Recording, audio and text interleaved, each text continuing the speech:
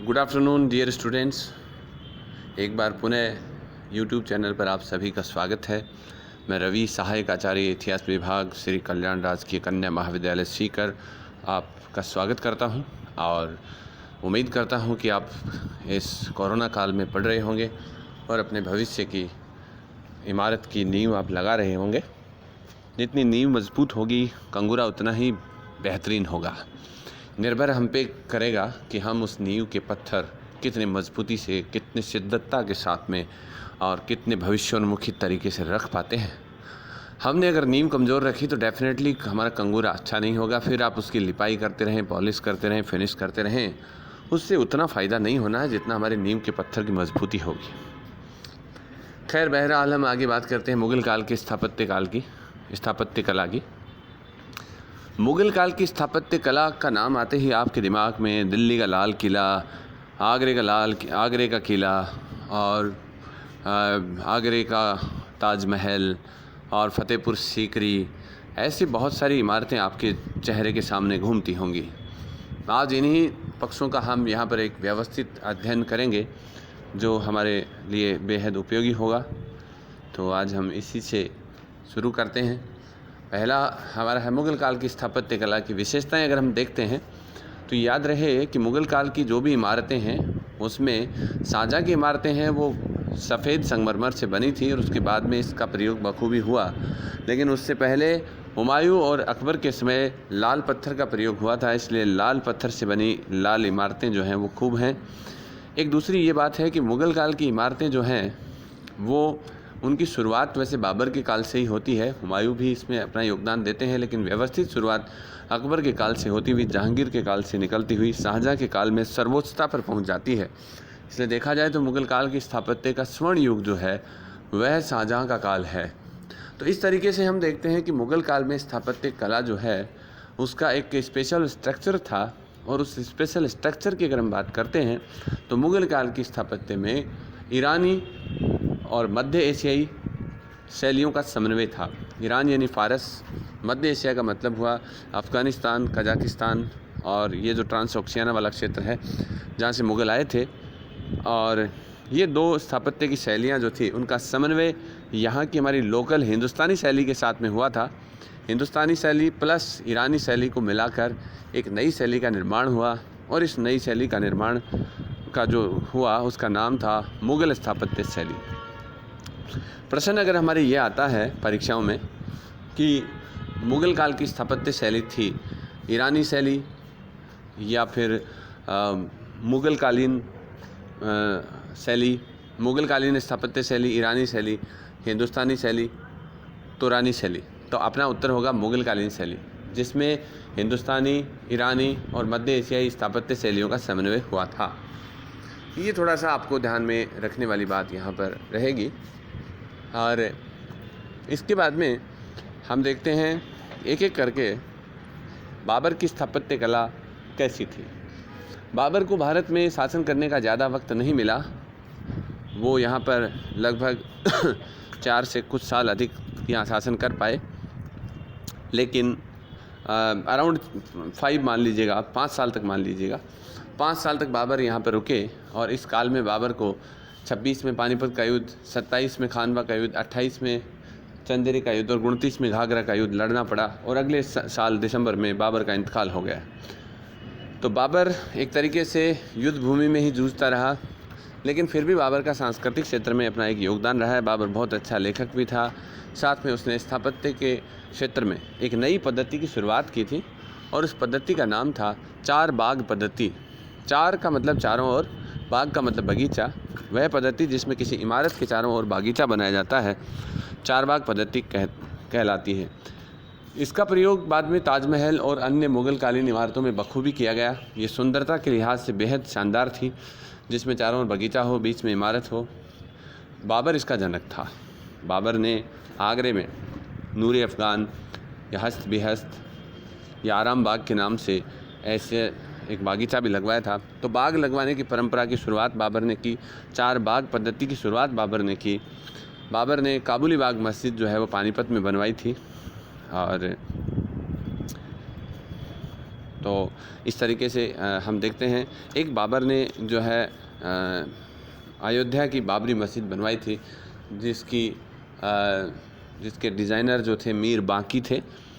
ये मस्जिद वही है जो जहाँ पर आजकल राम मंदिर और अयोध्या में राम मंदिर और जो बाबरी मस्जिद का इशू चला था, इस मस्जिद को जो है 90s के दशक में डैमेज कर दिया गया था, लेकिन ये बाबर के द्वारा बनाई गई थी।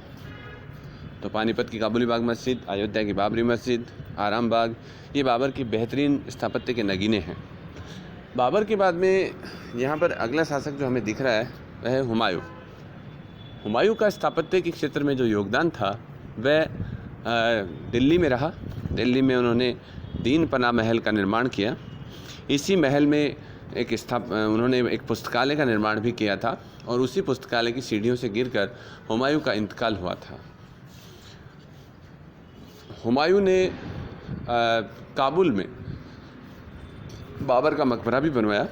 बाबर का मकबरा एक उन मकबरों में से है जो वर्तमान भारतीय सीमाओं से बाहर स्थित हैं, जिसमें जहांगीर का मकबरा शाहदरा में है, लाहौर में, और बाबर का मकबरा जो है वो आपका काबुल में है। तो कौन से दो मुग़ल बादशाहों के मकबरे भारतीय सीमाओं से बाहर हैं? तो उसमें एक तो बाबर आ जाएगा और एक आपका उसमें आ जाएगा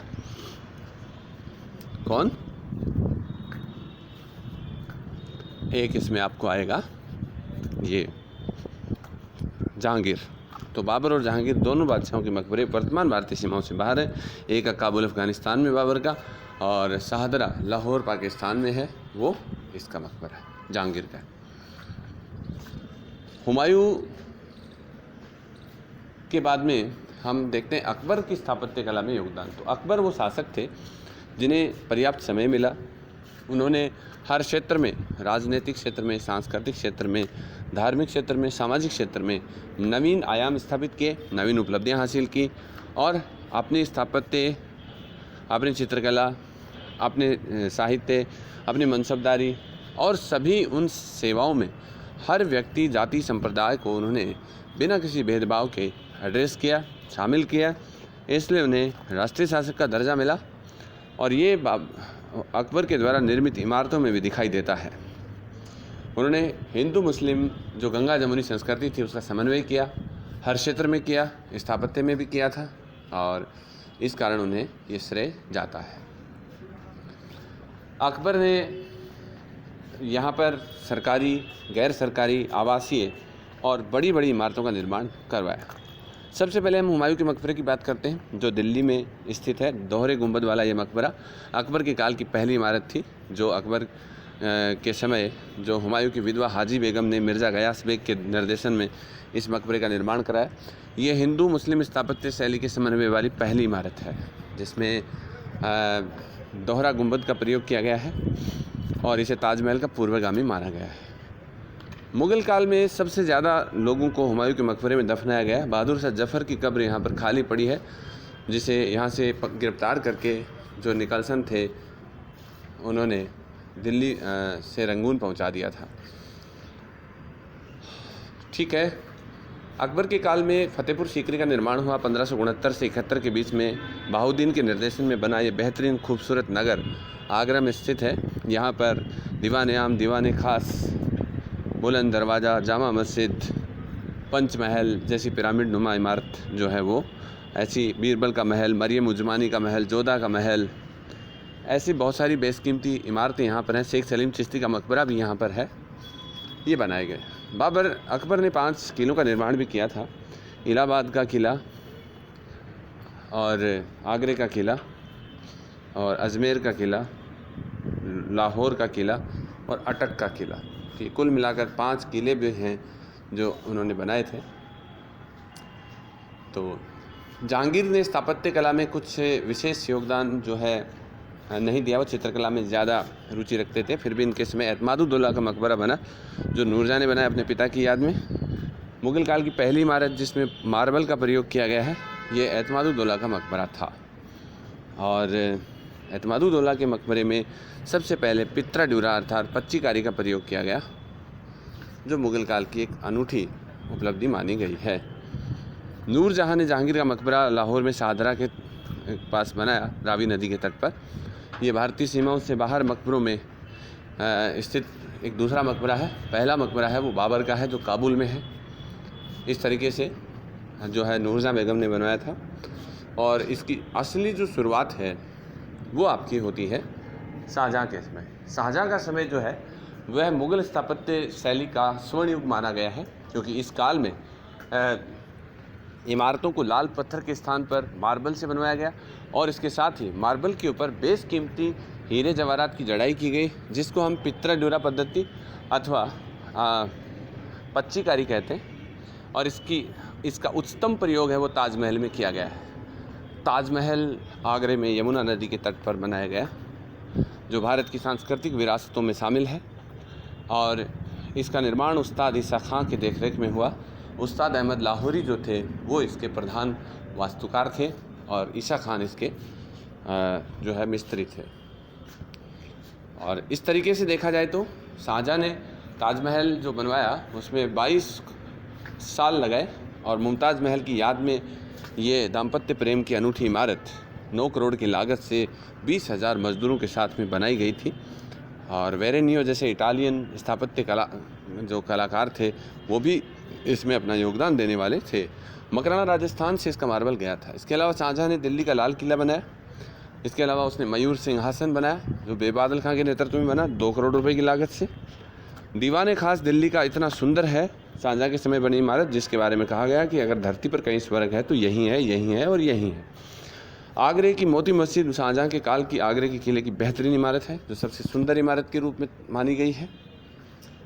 और इसके अलावा औरंगजेब जो थे उन्होंने बीबी का मकबरा बनाया औरंगाबाद में 1679 में, जिसे दक्षिण का ताज भी कहा गया है।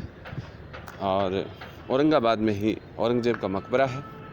तो इस तरीके से मुग़ल काल के स्थापत्य कला की मोटी मोटी बातें हमने देख ली हैं। धन्यवाद। अगली वीडियो में मिलते हैं।